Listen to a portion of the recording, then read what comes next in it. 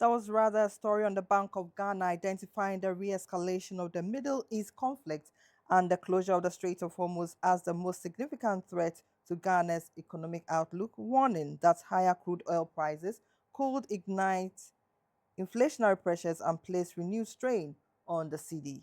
We'll go back to our story on Ghana's efforts to reduce inflation below its medium term target of 8% plus or minus 2% could create financial and employment challenges if pursued aggressively, according to Isser.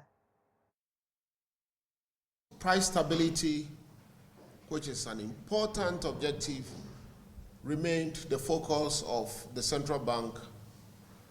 And the central bank's target still remains 8% plus or minus 2. And sometimes you ask yourself why we are not changing that target. And I'm asking that question because inflation currently is around 5 point, is it 3 or thereabouts? Okay. But remember that inflation, I think in March, was around 3.2%. So if these levels of inflation is good, why are we not changing that target? Okay, but that's another debate. Okay, so inflation, certainly we are doing well. Exchange rate stability has also been good.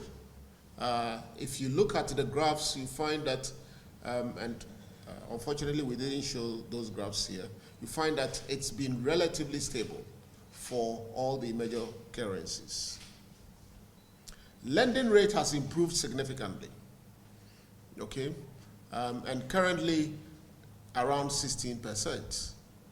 However, savings rate still remains quite low, okay. TB rates now are at what? 3 to 4%.